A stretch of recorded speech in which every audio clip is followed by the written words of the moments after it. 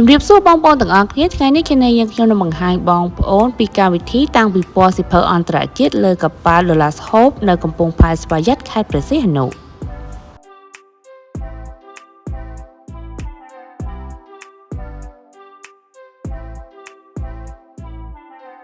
ការតាំងពិព័រណ៍សិភៅនេះផងដែរចាប់ពីថ្ងៃទី16ខែកញ្ញារហូតដល់ថ្ងៃទី11ខែតុលាឆ្នាំ2025ចាបើដំណើរការពីម៉ោង1រសៀលរហូតដល់ម៉ោង8:30នាទីយប់បិទរៀងរាល់ថ្ងៃច័ន្ទនិងបើកចាប់ពីថ្ងៃអង្គាររហូតដល់ថ្ងៃអាទិត្យដំបូងបងប្អូនត្រូវធ្វើដំណើរទៅកំពង់ផែទេសចរណ៍អ្នកអង្គញាទាវិចិត្រជាមុនសិន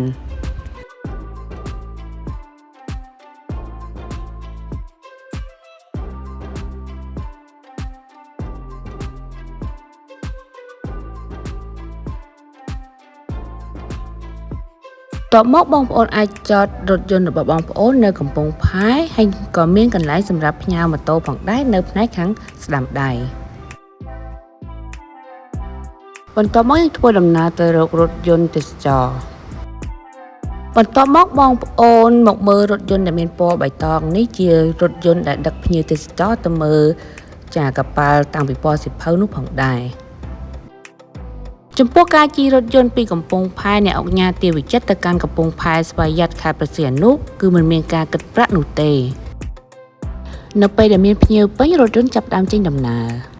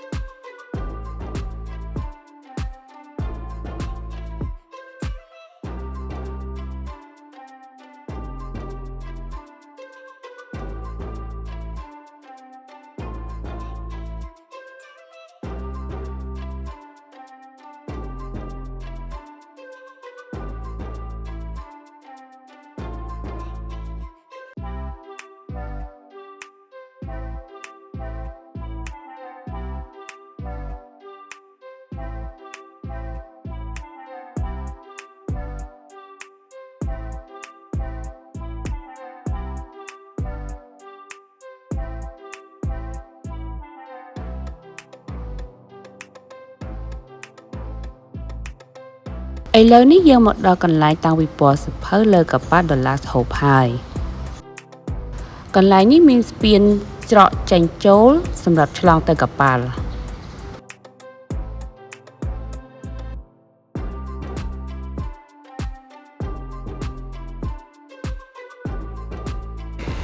ពេលដែលយើងឡើងទៅដល់កប៉ាល់នឹងមានបុគ្គលិកចាំស្វាគមន៍ភ្ញៀវបន្ទាប់មកយើងចាប់ផ្ដើមឡើងទៅលើជាន់លើដើម្បីទស្សនាសិភៅទាំងអស់គ្នា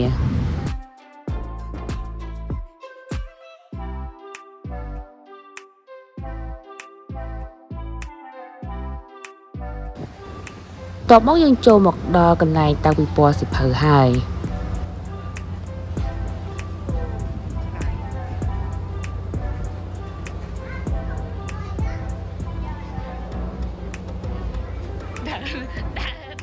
ក្លីងក្លង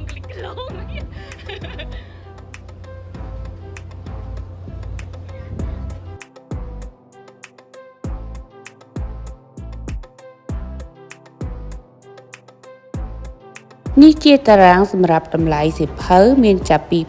2,500រៀលរហូតដល់10,000រៀល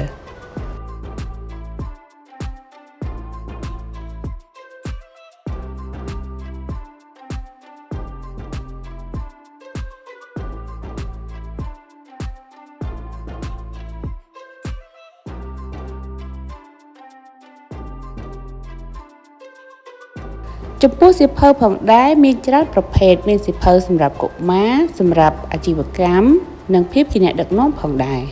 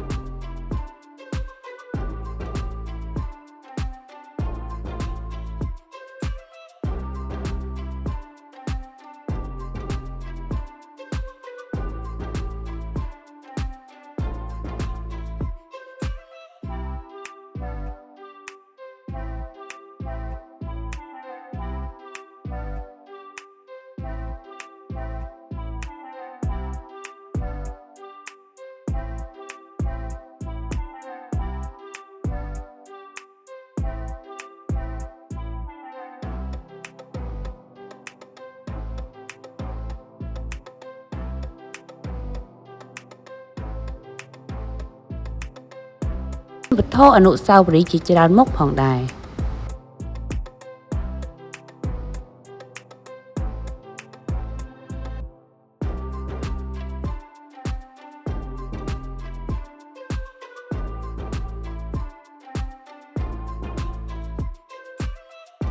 ក្នុងនោះផងដែរក៏មានសៀវភៅជាភាសាខ្មែរជាប្រភេទសៀវភៅព្រះគម្ពីរ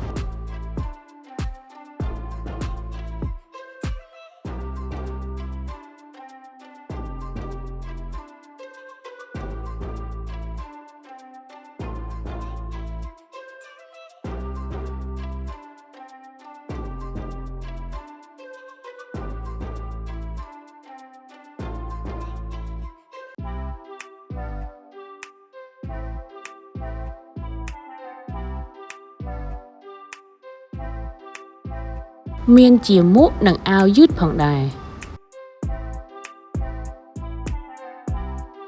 យើងអាចមើលតាំងពីពណ៌សៀវភៅបណ្ដានិងមើលទេសភាពខាងក្រៅបណ្ដាផងដែរ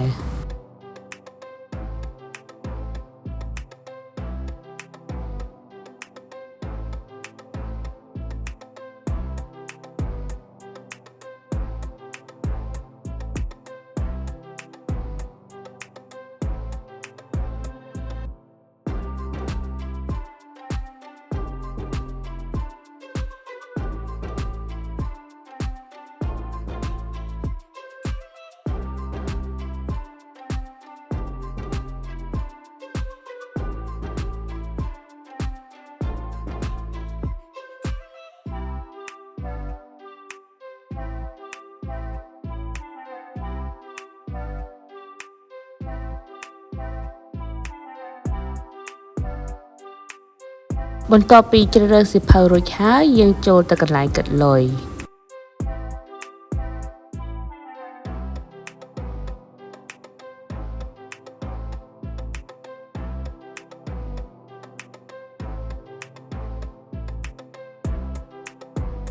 សៀវភៅ3ក្បាលនេះផងដែរសរុបតម្លៃ 35,000 រៀល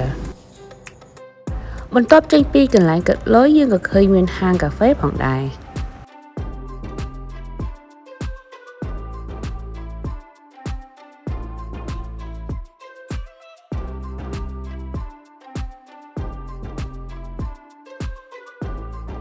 យើងនឹងឃើញច្រកចេញសម្រាប់ចុះទៅក្រោមវិញ